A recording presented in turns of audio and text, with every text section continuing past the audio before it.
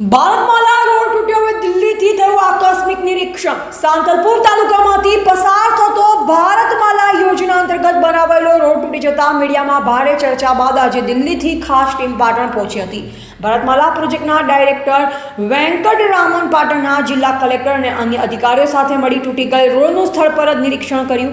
રોડમાંથી sample લેવામાં આવ્યું અને તેમની લેબોરેટરી તપાસ થશે. તપાસમાં અમાન્ય સામગ્રી મળી આવશે તો કોન્ટ્રાક્ટર સામે કાયદેસરની કાર્યવાહી થશે. તૂટી ગયેલ રોડને 15 દિવસમાં પુનઃ સંચાલિત કરી વાહન વ્યવહારને સહેલો બનાવવા निर्देश પણ અપાયો. नमस्कार, मैं दिल्ली से आया हूँ. ये मेरा प्रोजेक्ट डायरेक्टर और रीजनल ऑफिसर से बात करके ये साइट इंस्पेक्शन करके मैं आपको ये ब्रीफिंग दे रहा हूँ. ये संचोर से संतलपुर जो सेक्शन है, ये 4 पैकेजेस में 4 प्रोजेक्ट्स में हमने बनाया था 135 किलोमीटर का. इसमें जो कन्वेंशनल बिटुमिनस लेयर्स की जगह एक मॉडिफाइड डिज़ाइन एक यूज़ किया गया था, लेटेस्ट टेक्नोलॉजी यूज़ किया था.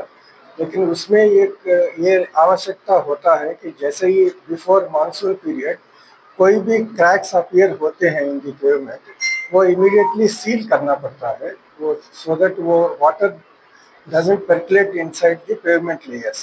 लेकिन यहाँ पे थोड़ा सा कॉन्ट्रैक्टर का लापरवाही हुआ है और वो उसकी वजह से वो वाटर पर्कुलेट होकर नीचे वाला जो पेवमेंट लेयर्स में एक एग्रीगेट इम्पैक्ट लेयर करके एक स्ट्रेस रिलीविंग मेम्ब्रेन है लेयर है.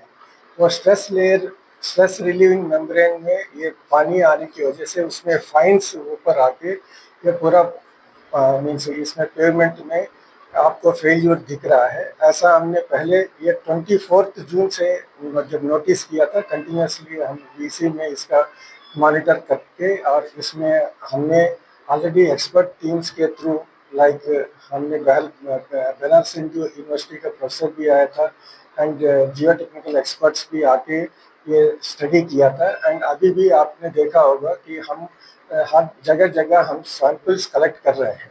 तो वो सैंपल्स कलेक्ट करके ये लॉन्ग टर्म मेजर में हमें किस लिए ये फेल्यूर आया है, उसका क्या रेक्टिफिकेशन करना है, उसके ऊपर हम उसको डिसाइड करने के लिए वो हम कार्रवाई साइमल्टेनियसली हम कर रहे हैं by taking the samples all along the road. And the main time for giving the relief to the traffic, जो भी यहाँ पे जो पैचेस आ गया था, वो पैचेस पहले जब मानसून के जस्ट स्टार्टिंग टाइम पे 7 से 10 के बीच में पैचेस था दोनों साइड में. वो नंबर बढ़ के अभी 20-25 तक पहुंच गया है.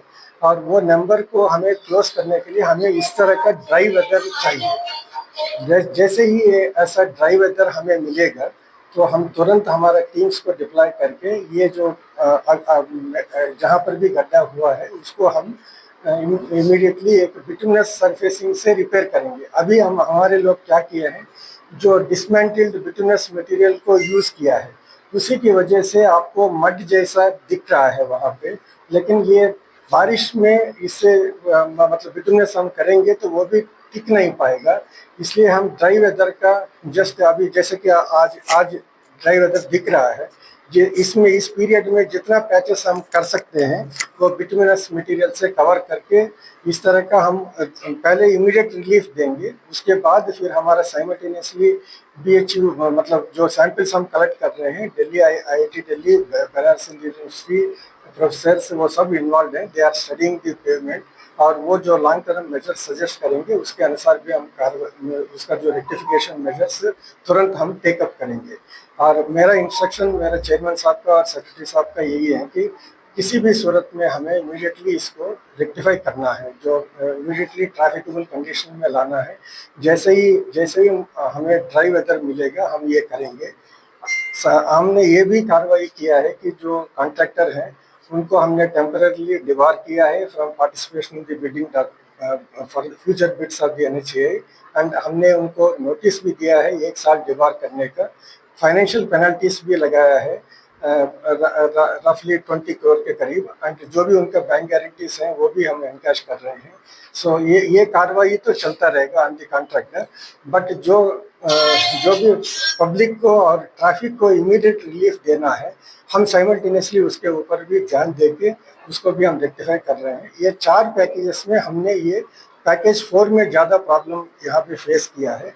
पैकेज 3 में हल्का सा था, पैकेज 3 में भी प्रॉब्लम है, लेकिन वहाँ पे कॉन्ट्रैक्टर बिफोर मानसून थोड़ा ट्रैक सीलिंग किया है, तो वो वहाँ पे इतना प्रॉब्लम नहीं आ रहा है। लेकिन वो भी हम इन्वेस्टिगेट कर रहे हैं। पैकेज 3 को भी हम देख के उसमें भी जो कार्रवाई करना है वो भी हम करेंगे। तो ये असुविधा के लिए हम NHAI की तरफ से क्षमा चाहते हैं गुजरात पीपल को, और हम ये कोशिश करेंगे तुरंत राहत देने। धन्यवाद। રાજ્ય સરકાર લોકોના પ્રશ્નો બાબતે ખૂબ જ એક્ટિવ રીતે કામ કરી રહી છે અત્યારે, અને એમાં રસ્તાના પ્રશ્નની જાણકારી મળી એટલે તુરંત જ રાજ્ય સરકાર એક્ટિવ થઈ અને અત્યારે NHAના મેમ્બર અહીંયા આપણી સાથે શ્રી વેંકટરામણ અત્યારે આપણી સાથે ઉપલબ્ધ છે, અને NHAનું અત્યારે આપણે મુલાકાત લીધી છે। એમને જે પ્રશ્નો કેવી રીતે ઊભા થયા ત્યાંથી લઈને એના નિરાકરણ માટે અને કોન્ટ્રાક્ટર ઉપર જે પગલાં લીધા એની પર ખૂબ જ ઊંડાણપૂર્વક વિચાર કર્યો છે, અને આ પ્રશ્નના નિરાકરણ માટે સરકાર એક્ટિવલી પગલાં લઈ રહી છે। અત્યારે બીજી જગ્યાએથી પણ રિસોર્સ અહીંયા ડાયવર્ટ થઈ રહ્યા છે, મશીનરી ડાયવર્ટ થઈ રહી છે, મેનપાવર ડાયવર્ટ થઈ રહ્યો છે, અને થોડુંક પણ સૂકું હવામાન મળશે એટલે તરત જ જે અત્યારે રસ્તાના જે પ્રશ્નો છે એનું રિપેરિંગની કામગીરી પૂર્ણ કરવામાં આવશે। રાજ્ય સરકાર અને કેન્દ્ર સરકારના સંપૂર્ણ સહયોગથી આ સમગ્ર કામગીરી અત્યારે હાથ ધરવામાં આવી રહેલ છે, અને આપ જોઈ શકો છો કે અત્યારે મશીનરી પણ અહીંયા કામ કરી રહી છે, મેનપાવર પણ મોટા પ્રમાણમાં અહીંયા લગાવવામાં આવેલો છે, અને આ પ્રશ્નનું નિરાકરણ ટૂંક સમયમાં આવી જશે।